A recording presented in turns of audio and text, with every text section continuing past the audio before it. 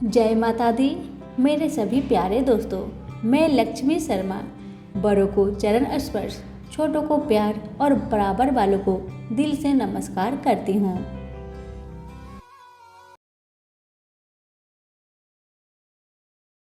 एक गांव में एक ब्राह्मण पति पत्नी रहा करते थे।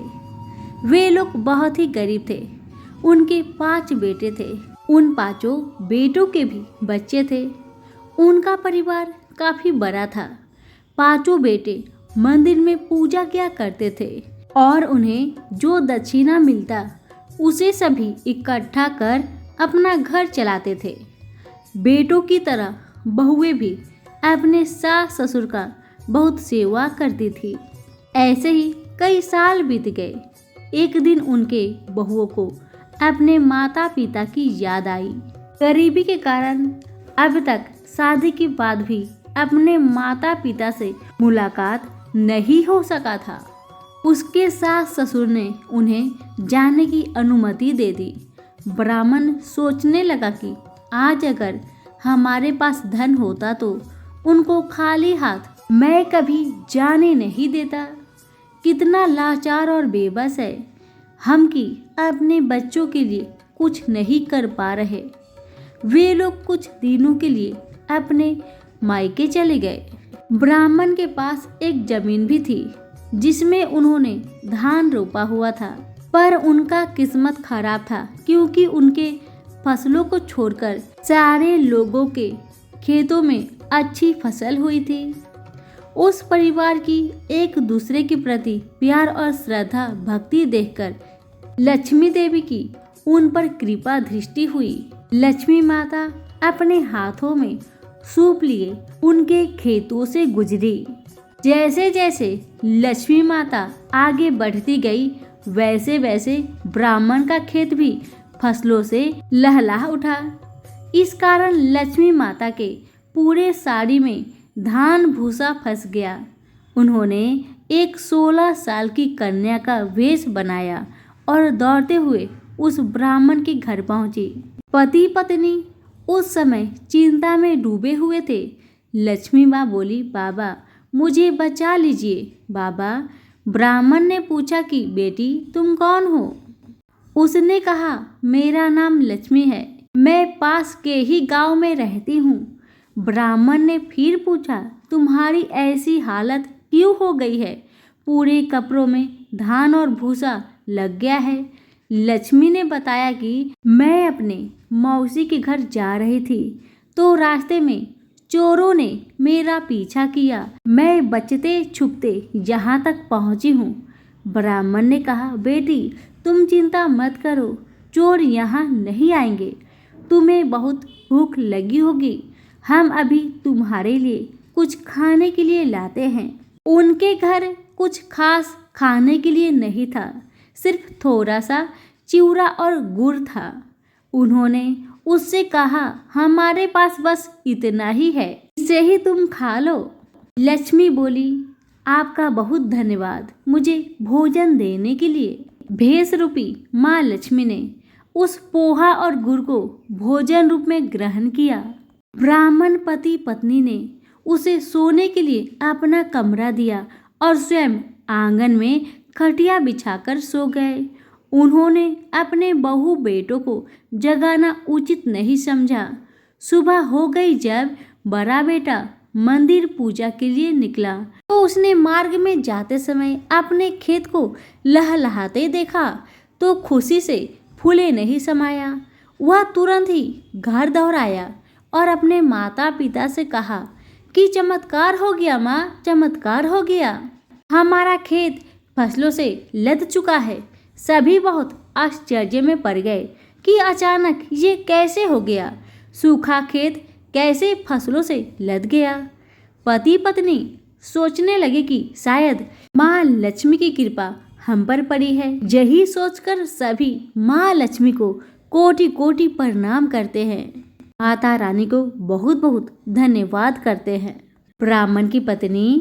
ब्राह्मण पत्नी ये खुशखबरी रात में रुकी लक्ष्मी बेटी को सुनाने पहुंची।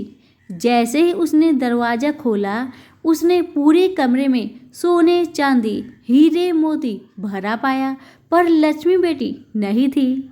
पास ही में एक सूप पड़ा था जो सोने का था, और उस सूप में कुछ धान के लच्छे और धान के भूसे भी पड़े थे जो सोने के थे। उसके पास ही सुनहरा चरण चमकते हुए दिखा।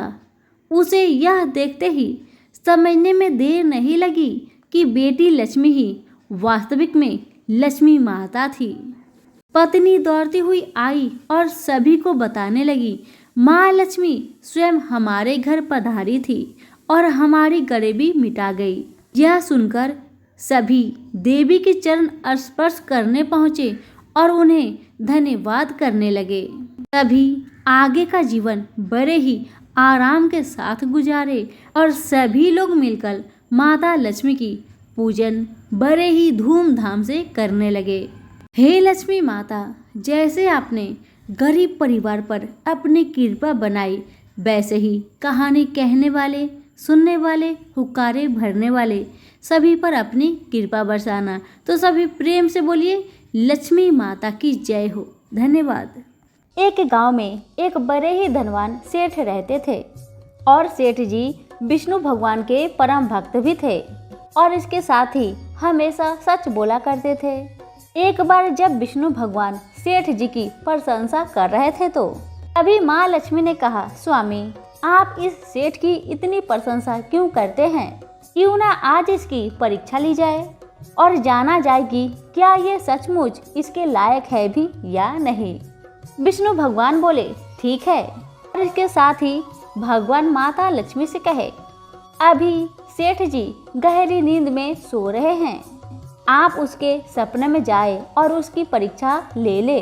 अगले ही क्षण सेठ जी को एक सपना आया और सपने में धन की देवी माता लक्ष्मी उसके सामने आई और बोली, हे मनुष्य, मैं धन की दात्री लक्ष्मी हूँ। लेकिन सेठ जी को अपनी आंखों पर यकीन नहीं हुआ और वो माता से बोले, हे माता, आपने साक्षात दर्शन देकर मेरा जीवन धन कर दिया है, बताइए मैं आपकी क्या सेवा कर सकता हूँ। माता ने कहा, कुछ नहीं, मैं तो बस इतना बताने आई हूँ कि मेरा स्वभाव चंचल है और बरसों से तुम्हारे भवन में निवास करते करते मैं उब चुकी हूँ और मैं अभी और इसी वक्त तुम्हारे भवन से जा रही हूँ। माता की बातें सुन सेठ जी बोले, मेरा आपसे प्रार्थना है कि आप यहीं पर रहे, किंतु अगर आपको यहाँ अच्छा नहीं लग रहा है तो मैं भला आपको कैसे रोक सकता हूँ। आप अपना इच्छा अनुसार जहाँ चाहे वहाँ जा सकती हैं। और फिर माँ लक्ष्मी सेठ के घर से चली जाती है और फिर थोड़े ही देर बाद माता लक्ष्मी अपना रूप बदल के पुनः सेठ के सपने में यश के रूप में आई और बोली, सेठ मुझे पहचान रहे हो या फिर नहीं? सेठ कहते हैं, नहीं महोदय, आपको मैंने नहीं पहचाना। यश बोला, मैं यश हूँ, मैं तेरी कृति और प्रसिद्धि का कारण हूँ, लेकिन अब मैं तुम्हारे साथ नहीं रहना चाहता क्योंकि माँ लक्ष्मी यहाँ से चली गई है, अतः मेरा भी यहाँ कोई काम नहीं है। सेठ बोले, ठीक है, यदि आप भी जाना चाहते हैं तो वही सही। सेठ जी अभी भी सपने में ही थे और उन्होंने देखा कि वह दरिद्र हो गए हैं और धीरे धीरे उनके सारे रिश्तेदार व मित्र भी उनसे दूर हो गए हैं। यहाँ तक कि जो लोग उनका गुणगान किया करते थे वो भी अब बुराई करने लगे हैं। कुछ और समय बीतने पर माँ लक्ष्मी धर्म का स्वरूप धारण कर पुनः सेठ के स्वप्न में आई और बोली, मैं धर्म हूँ। माँ लक्ष्मी और यश के जाने के बाद मैं भी इस दरिद्रता में तुम्हारा साथ नहीं दे सकती, मैं जा रही हूँ। सेठ ने कहा, जैसी आपकी इच्छा, और धर्म भी वहाँ से चला गया। कुछ और समय बीत जाने पर माँ लक्ष्मी सत्य के रूप में सपने में प्रकट हुई और बोली, मैं सत्य हूँ। लक्ष्मी, यश और धर्म के जाने के बाद अब मैं भी यहाँ से जाना चाहती हूँ। ऐसा सुन सेठ जी ने तुरंत सत्य के पाँव पकड़ लिए और बोले, हे महाराज, मैं आपको नहीं जाने दूंगा। भले ही मेरा सब मेरा साथ छोड़ दे, मुझे त्याग दे, पर कृपया आप ऐसा मत करिए। सत्य के बिना मैं एक क्षण भी नहीं रह सकता। यदि आप चले जाएंगे तो मैं तत्काल ही अपने प्राण त्याग दूंगा। लेकिन तुमने बाकी तीनों को बड़ी आसानी से क्यों जाने दिया? उन्हें रोका क्यों नहीं? सत्य ने प्रश्न किया सेठ जी से। सत्य के प्रश्न सुन सेठ जी बोले, मेरे लिए वे तीनों भी बहुत महत्वपूर्ण रखते हैं, लेकिन उन तीनों के बिना भी मैं भगवान के नाम का जाप करते करते उद्देश्यपूर्ण जीवन जी सकता हूँ। परंतु यदि आप चले गए तो मेरे जीवन में झूठ प्रवेश कर आएगा और मेरी वाणी अशुद्ध हो जाएगी। भला ऐसी वाणी से मैं अपने भगवान की वंदना कैसे कर सकूंगा? मैं तो किसी भी कीमत पर आपके बिना नहीं रह सकता। सेठ जी का उत्तर सुन सत्य प्रसन्न हो गया और उसने कहा, तुम्हारी अटूट भक्ति ने मुझे यहाँ रुकने पर विवश कर दिया है और अब मैं यहाँ से कभी नहीं जाऊँगा। और ऐसा कहते हुए सत्य अंतर्ध्यान हो गए। सेठ जी अभी भी नींद में ही थे। थोड़ी देर बाद स्वप्न में धर्म वापस आया और बोला, मैं अब तुम्हारे पास ही रहूंगा क्योंकि यहाँ सत्य का निवास है।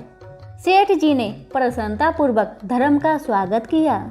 उसके तुरंत बाद यश भी लौट आया और बोला, यहाँ सत्य और धर्म है, वहाँ यश स्वतः ही आ जाता है, इसलिए अब मैं तुम्हारे साथ ही रहूंगा। सेठ जी ने यश की भी आओ भगत की और अंत में माँ लक्ष्मी आई। उन्हें देखते ही सेठ जी नतमस्तक होकर बोले, हे देवी, क्या आप भी पुनः मुझ पर कृपा करेंगी? माता ने कहा, अवश्य, जहाँ सत्य धर्म और यश हो वहाँ मेरा वास निश्चित है। माँ लक्ष्मी ने उत्तर दिया। यह सुनते ही सेठ जी की नींद खुल गई। उन्हें यह सब सपना लगा, पर वास्तविकता में वह एक कड़ी परीक्षा से उत्तीर्ण होकर निकले थे। दोस्तों, हमें भी हमेशा याद रखना चाहिए कि जहाँ सत्य का निवास होता है वहाँ यश, धर्म और लक्ष्मी का निवास हो ही जाता है।